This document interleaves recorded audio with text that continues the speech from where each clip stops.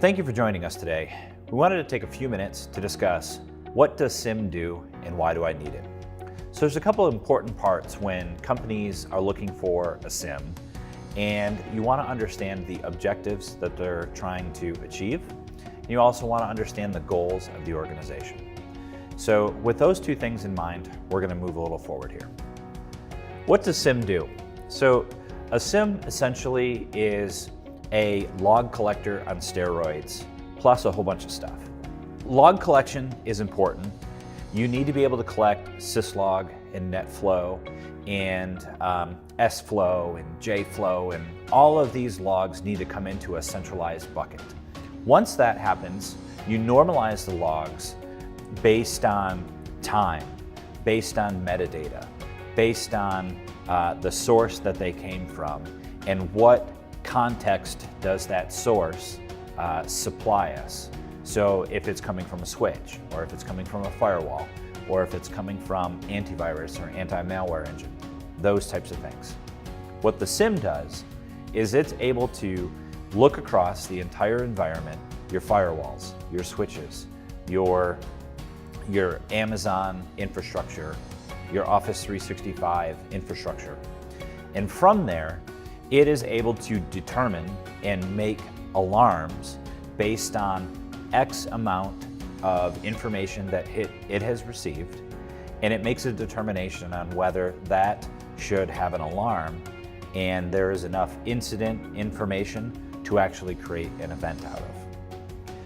So from there, it's super important to have people behind a SIEM. A SIEM is not a set it and forget it type of mentality. We need to be able to have people behind the SIEM because the people are constantly tweaking and tuning the SIEM in order to make sure that the logs that are coming into that SIEM are normalized, that the regex and the parsing rules are firing correctly, and that the events that are being created are actually events that are legitimate. So that is all super important, and that is first part of why do I need a SIEM. How does a SIEM work? So I explained that we do log collection, that we do API connections. We basically ingest all of the log data and all of the information in a normalized format into the SIEM. The SIEM has a couple more pieces though that are super important. There is both an artificial intelligence engine in some SIEMs. There's also machine learning in some SIEMs. And then there's also user behavior analytics. The ability to look at historical logs and historical trends inside of your logs and your data that is getting fed into the SIEM, and be able to do predictive analytics. Super important.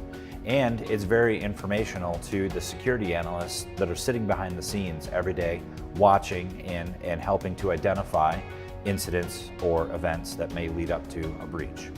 When you have all of that going on inside of a SIEM, a few more pieces that are important to go along with this is you want to be able to measure the time to respond to an alert. You want to be able to measure mean time to detection, mean time to respond, and also a mean time to actually close out the event, so that you get some KPIs around how quickly you're able to identify that there's a potential problem going on and the ability to respond to it. Third aspect in there that I see and that we even see inside of our clients is the SIEM is very instrumental at helping the IT team and the C-level, CIO, CTO, CISO, be able to make a determination on what is actually happening inside their environment. So a couple of examples might be is they didn't realize that a vendor or a contractor could VPN into the environment and get around quite easily inside the environment, and it wasn't supposed to be that way. They didn't think that they were supposed to set it up that way, but it did.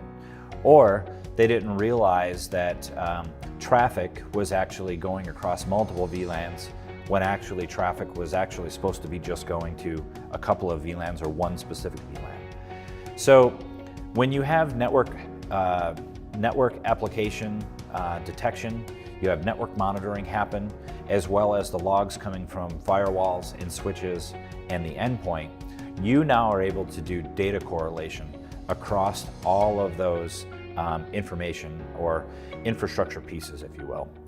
And what I mean by that is you can do data correlation all the way from the endpoint through the timeline of that data packet all the way out to the firewall until it leaves your building or your ISP. When you have the SIEM working properly, data correlation happens across all of those data points. And what I mean by that is you have the endpoint, you have the switches, you have the network monitor, you have the firewall, you maybe even have some other aspects in the infrastructure, but you get data correlation that happens across that whole timeline of a network packet. So when you're evaluating a SIEM, there's a few key points that I'd like to just point out. One, you want to be able to connect to all of your infrastructure, all of your software applications. Basically, everything that you own that is an IT asset, you want to be able to send the logs to the SIEM. One, you're going to need to make sure that that SIEM is actually able to ingest those logs and you're able to normalize them. The second part of that is you're going to want to think through, what do those logs mean to me, and what do the logs mean to the organization, and what security risk do they play? Are they the logs from your Salesforce.com and your CRM, where all of your customer information is held? Do you want the logs from your databases? Well, of course you do. That's probably because you house really critical information there. Do you want the logs from your web servers so that you can potentially experience or understand where these simple pokes or these small attacks are coming from that lead up to a much greater, a much larger attack? So a SIEM can be able to help you identify those. But evaluating in a SIEM and making sure that that SIEM is the right SIEM product for you and your organization is super important. If you today are not able to see everything from a cloud product that you might be using, like a SaaS product, all the way down to your internal infrastructure, all the way to your endpoints where your internal users are consuming the data, using the data, and interacting with your customers and your partners and your vendors and other employees, then you probably need a SIEM. And that's because you need to be able to understand what threat vectors are going to be used against you inside of an attack. You need to understand what's going on out in Office 365 or wherever your email is held, Gmail or on-premise Exchange or another product.